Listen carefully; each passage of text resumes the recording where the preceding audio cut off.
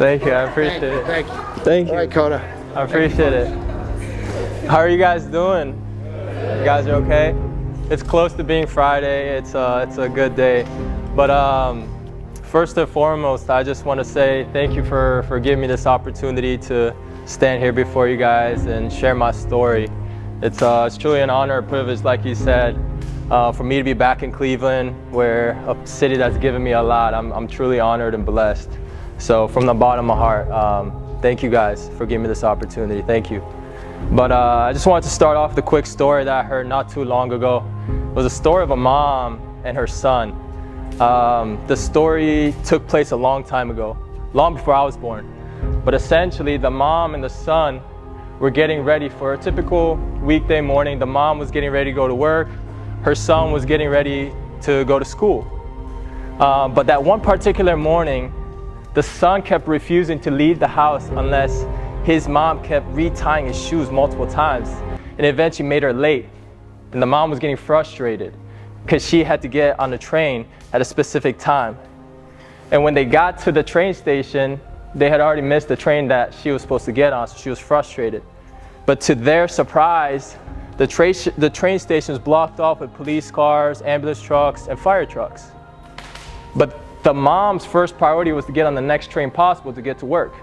So as she got on the platform, she noticed one thing and one thing only, was that every passenger on that train were laying on the floor dead. What had been the worst terrorist attack in the history of Japan. And the reason why I tell you this is because that lady happens to be my mother. Her son that saved her life happens to be my brother. And if it wasn't for my brother, my mom wouldn't be here. And in consequence, I wouldn't be here, standing before you guys, sharing my story. So I'm very grateful. So when I hear that everything happens for a reason, I'm a firm believer that everything really does happen for a reason, whether it's good or bad. I think life happens for us, never against us. And to give you a quick backstory, something that we all share in common is FCA. We're brought here together through Fellowship of Christian Athletes, something I was introduced to when I was 17 at the University of Louisville with guys like Lamar Jackson, Donovan Mitchell. I'm very grateful for those opportunities. And something that kept me on the right path, something that kept me away from trouble and problems was soccer. I had the opportunity of playing soccer all my life, had the opportunity of accomplishing a lot of things I set my mind to. I finished high school as the #1 recruit in the state for my position. I was a top 150 recruit in the entire country. Got to play at the University of Louisville, University of Akron. I got to forego my junior and senior year to go on and play professionally. I just finished my 6th year in the league. I'm very grateful for everything I've had the opportunity of accomplishing. But the craziest part of this all is that throughout my life, I'm a first-generation immigrant. Like you said, I moved to the United States at 10 years old with nothing but a book bag. I didn't speak the language. My family didn't know anything. They didn't know about private school, public school. They didn't know anything about NCAA. They didn't know anything about Division 1, 2, or 3. So all the odds were stacked up against us. I encountered every bit of racism I could ever think of. All the odds were stacked up against me and my family. No one expected anything out of me. But for me to be able to accomplish all those things I had set my mind to, I'm beyond grateful. But it's only because I had the opportunity of instilling 3 pillars that I had the opportunity of instilling in my life. First and foremost is discipline. For me, discipline is the start of everything. If you don't have discipline, you can't really get started. And a lot of people, for me, discipline is the highest form of self-love. If you want to show yourself self-love, you got to show me discipline. A lot of people mistake discipline for motivation. You could not be any more off. Motivation is beautiful, it's exciting, but it's never enough. Our work as Christian athletes begins when motivation ends. I tell everyone this, it's easy to wake up at 7 a.m. to work out when you're motivated. But the real work that makes you who you are is that 5:30 alarm when you gotta work out for the 7th time in the week and you're not seeing any results. Motivation ain't waking you up, it's discipline at that point. But that's the workout that makes you who you are. That's the workout that builds character. And for me, like I said, I had the opportunity of instilling discipline. By the time I was 12 years old, I've lived in 7 different apartments in 5 different cities in 2 different countries. My mother was diagnosed with breast cancer when I was 12 years old, and I had to quit the club team that I was playing for at that time because we couldn't pay for the medical bills. And this is a story that you don't hear too often. You don't hear kids quitting their club team and making it out. It's usually vice versa. You hear stories of kids joining a club team at 12 years old and then making it out. And so when I tell you odds were stacked against me and my family, it really was.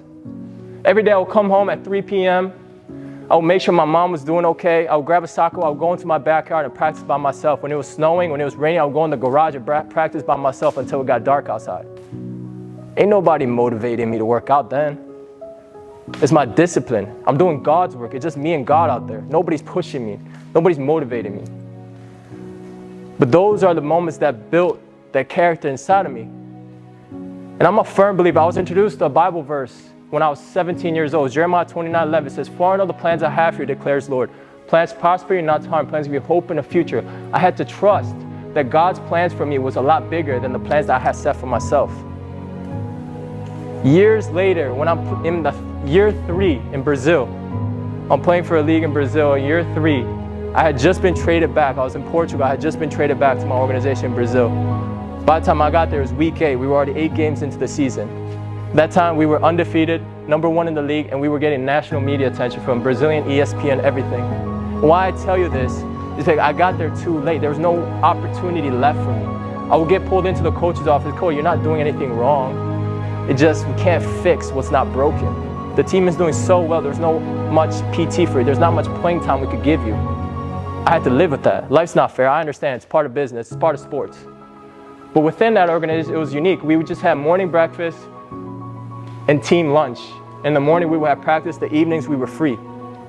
So a lot of times, every day, in the evenings, my trainer and I, we would work out in my apartment. And every single day, we would finish our workout with a timed run around my neighborhood of the apartment that I lived in Brazil. And every single day, there would be a group of kids after school playing soccer in the streets in Brazil. And the group of kids came up to me one day and they said, "Hey, Umeda, how do you stay so motivated to work out every single day even though you know you might not play this weekend in Rio? We're not going to see you playing in Rio this weekend on TV." So I'm not motivated. I'm disciplined. I didn't get here through motivation. I didn't rely on motivation to get here. I relied on my discipline. Discipline is what got me here. If I had relied on motivation, I would quit when I was 12 years old. My mom was fighting for her life in the house. But I had that level of discipline to keep me going. I'm a firm believer that if God brought me there, He was going to take me to a whole new level. And He did. It's why I tell you this. Discipline is so important. It keeps your dreams alive. And sometimes that's all you need. All you need is to keep your dream alive. But in order to make your dream come true, it's a whole nother level. You need courage. And that's the second pillar that helped me become who I am today. Courage is taking that leap of faith even though you don't see that entire staircase. Courage is taking that lifetime of the opportunity. It's taking that opportunity of a lifetime within the lifetime of the opportunity. The opportunity is not going to be there forever. Behind every iconic moment, behind every historical moment, behind every life-changing moment is an act of courage. When I was a freshman in high school, not too far from here, like I explained, I went to Mayfield, not too far from here. My freshman year, we had to take a mentorship program. And one of the mentorship program was a goal-setting class. In the goal-setting class, we had to finish the sentence, "After high school, I want to blank." And I'm sure each and every one of you guys could finish that sentence phenomenally. A lot of my classmates wrote they wanted to get into a specific university. They wanted to get into a specific program. But me being the ambitious kid that I still am, still to this day, I wrote, "I want to play Division I soccer at a top 10 school in the entire country." In that moment, my teacher not only laughed at me, he told me it was unrealistic and I had to change it. And me being the stubborn kid that I still am, still to this day, we got into argument and he eventually kicked me out of class. The craziest part of all this is because years later, guess the teacher that had to read my national letter of intent when I was going to the University of Louisville, which was a number 6 program in the country, me as a number 1 recruit in the state of Ohio for my position. It's crazy how life works. It's crazy. I'm not saying I work out of hate. All I'm saying is that moment marked me. That moment hurt me. It's a moment that I remember, and I might remember for the rest of my life. That's why I'm telling you this. But I also read a verse in Isaiah that says, "For no weapon formed against me shall prosper." And that verse is so unique, it's so special to me. And a lot of people misinterpret it. They think that it says, for no weapon will form against you, but it's not, doesn't say that. It claims, for no weapon formed against me shall prosper. Weapons will form against you. Obstacles will come your way. Challenges will come your way. You will have teachers and people telling you you can't do something. But as long as my faith was bigger than those obstacles, I was going to be able to overcome it. As long as my faith was bigger than my fears, I was going to be able to overcome it, but I can only do so with courage. And what's crazy is years later, when I was playing at the University of Akron, I got a phone call that changed my life. It's a phone call from my father. He said, the organization that you kept sending your highlight tapes to, they finally want to offer you a professional contract. A life-changing moment. I decided to take it. But this is the part that no one actually talks about. No one actually talks about the ugliness and the success. Everybody just talks about the beauty and the success, right? Outside looking in, it's a dream come true moment. But nobody talks about the ugliness and the success. Everybody just wants to talk about the highlight moments. And what I mean by the ugliness and the success, nobody talks about the conversation I had to have with the coaching staff when I told them I was going to forego my junior and senior year to go on and play professionally. No one talks about the conversation I had to have when I walked into the locker room. I had to tell a group of guys that I was going to leave early. To a group of guys that went on to lose in the NCAA Division I National Championship that year against University of Maryland. No one talks about me having to clean my apartment, put everything into 2 suitcases, knowing that my life was going to change. No one talks about the quiet car ride to Johns Hopkins International Airport when I have to go to São Paulo, a place I've never been to in my life. But these are the moments that made me who I am today. And I'll never forget, we're on our way to Cleveland Hopkins Airport. I'm waiting for TSA in line with my father. And he asked me, hey son, are you okay? I said, yeah, I'm good. And he asked me again, for those of you that don't know me, I'm a very quiet guy, but in that moment he realized that I was more quiet than usual because parents notices everything. And so he asked me again, hey son, are you sure you're okay? That moment I was going to a country I've never been to. I was going to a place where I didn't know anyone. I was going to a place where I didn't speak the language. I was terrified, and rightfully so. And so I told him that I'm scared. And he said something to me that changed my life, and I truly mean this, it changed my life. He says, son, it's okay to be afraid. But sometimes the fear doesn't go away, you just have to do it afraid. I'll say it again because repetition is the key to memorization. He says, son, it's okay to be afraid. But sometimes the fear doesn't go away, you just have to do it afraid. And it's as if he gave me a whole new perspective to life, and I understood life, what it was truly worth. Behind every historical moment, iconic moment that changed your life, it's an act of courage, and I had to take that leap of faith even though I couldn't see the entire staircase. Crazy enough, weeks later I had the opportunity of being the first ever Asian athlete in the history of the organization. A historical moment for the organization, historical moment for me. But I was only able to do so because my fear didn't overcome my faith. My faith was a lot bigger than my fear. Heard a quote that said, faith that hasn't been tested can't be trusted. I'm a firm believer in that. And up until now, I'm telling you all of this because, like I said, discipline sets you up for success. Courage helps you get success. It's what takes you to the next level. What I tell everyone is, it's one thing to get something. It's a whole other thing to keep that something. It's one thing to get to success. It's a whole other thing to keep that success. And the only way I was able to keep the success was through faith. And this is the most important pillar to my success, to who I am today, outside of sports. Faith changed my life. Faith helped me maintain everything and put it all together. In 2020, I was playing for an organization in Portugal. I got pulled into office and they released me. It's fine, life's not fair, it's okay, I'm gonna survive. And I spent 3 months as a free agent, which was the longest period of free agency I've ever done in my life, in my career. And it was during 2020, so it was during COVID. And I had to work out by myself. I couldn't work out with my trainer.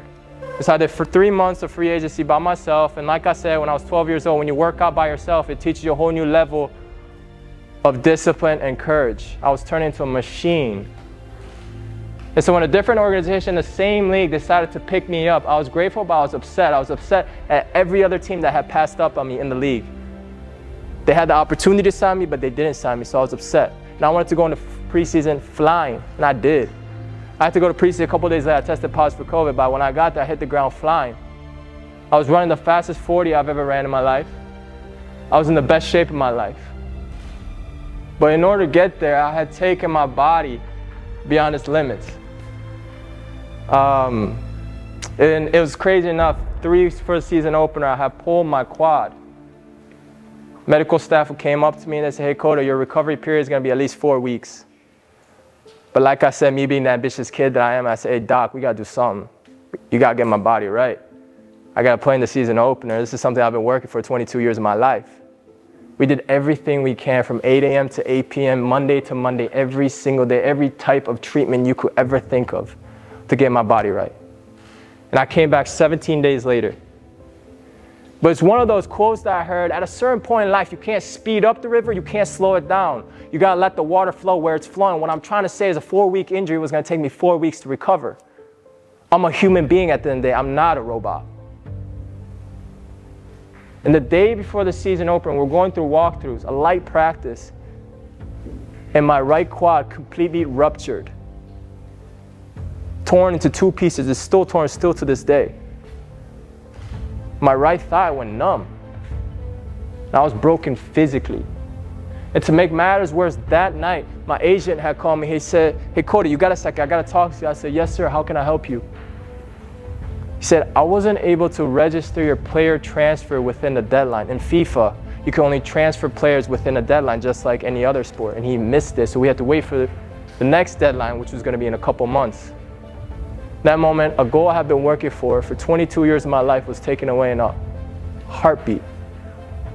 I was broken physically, I was broken emotionally, I was broken spiritually. And that night, I still remember like it was yesterday, I attempted to commit suicide. I knew exactly how I was gonna do it. I had everything I needed to do it. But I thought it would only be fair to call my best friend and thank him for everything he's ever done for me. So I'll call my brother on an international phone call. He was in Cincinnati, Ohio at that time. And I thanked him for everything he's ever done for me. It was the first time ever in my life I heard my brother cry. In that moment, I realized I was doing something wrong. I was doing something selfish.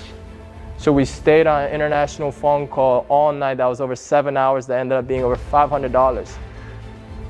But we knew it was worth it because I got to wake up the next day. But I didn't wake up to sunshines or rainbows next day. I was depressed. Nothing gave me pleasure. Nothing gave me happiness.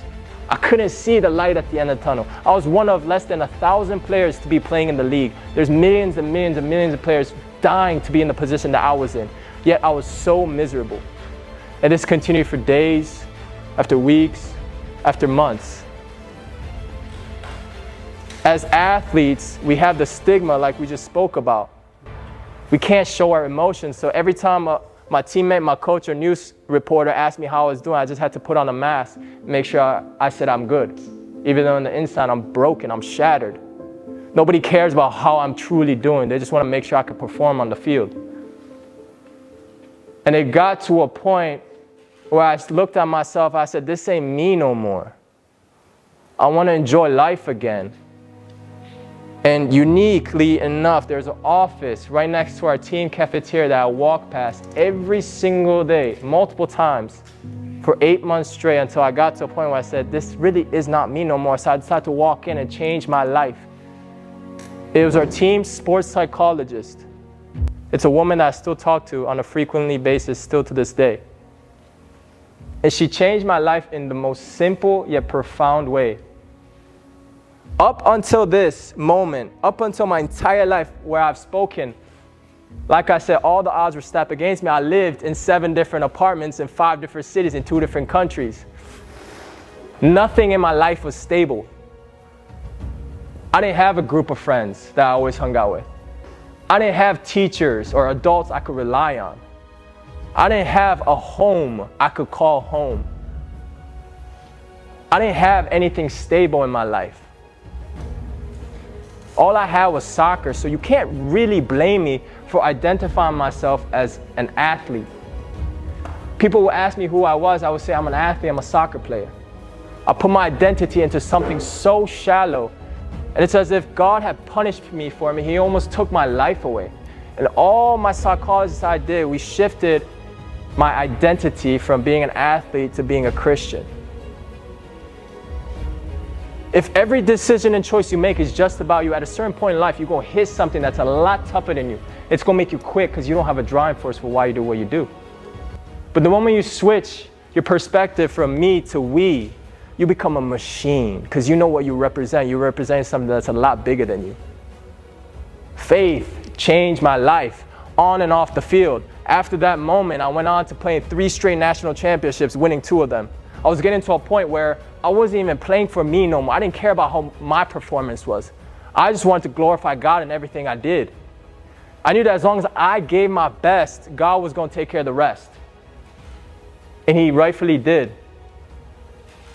One thing I always tell people, advise people, is that God never screams or yells. You have to pay close attention to what He's trying to say, what He's trying to tell you. The only person that screams and yells is the devil, temptations. But the reason why the devil screams and God whispers is because God is right next to you. When someone's right next to you, they don't need to scream or yell for you to understand.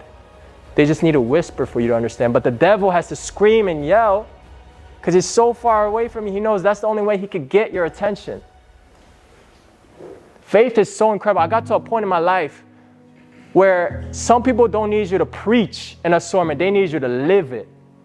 I couldn't just preach Isaiah. I couldn't just preach Jeremiah 29:11. I had to live it. I had to live the fact that His plans were a lot bigger than mine. His plans were never to harm me. His plans were always to prosper me. I had to live the fact that no weapon that was formed against me will prosper as long as I kept my faith in God. He rightfully did so. But like I said, He doesn't guarantee that obstacles won't come your way. He guarantees you, if anything, they will come your way. But as long as your faith is bigger than your fears, you have the opportunity to overcome it. Faith is so incredible. Faith sees the invincible. Faith touches the intangible. But most importantly, faith achieves the impossible. Faith not only changed my life, it continues to change my life on a daily basis. I encourage you, each and every one of you guys sitting here, I know you guys got dreams, ambitions, goals, and I encourage you to go after full-heartedly, but with discipline, courage, and faith, and see where that takes you. From the bottom of my heart, I pray each and every one of you guys success, wealth, health, everything. And from the bottom of my heart, like I said, thank you so much for giving me this opportunity, and God bless you all.